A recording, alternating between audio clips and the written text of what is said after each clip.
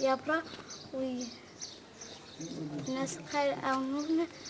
أنا برقي بن سعيد نطلب من المحسنين يعاونوني في وليدي هذا المعاق، راني نعاني منه، راه ما لقيتش باه نعالجه، نديه للخارج ولا نديه المهم نديه للخارج نعالجه. شوف وانا انسان محتاج، ما عنديش كاف الشبكه الاجتماعيه وكاري، والله قال نطلب من المحسنين والسلطات يعاونوني فيه. الله قال هاي ترى كان يقرا وكان لبس عليه داروا لي حتى برا نجيبها له من الخارج، ما لقيتش باه نجيبها له. شحال دير الحاج البراه؟ ندير 150,000 الوحده ولا ولازم يدير ودياسه ثاني.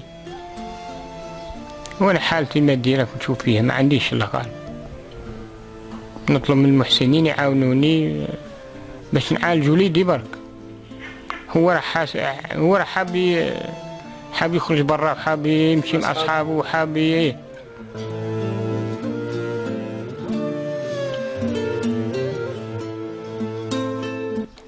نطلب من المحسنين يعاونوني، ولا السلطات وزارة التضامن والناس الخير هذه.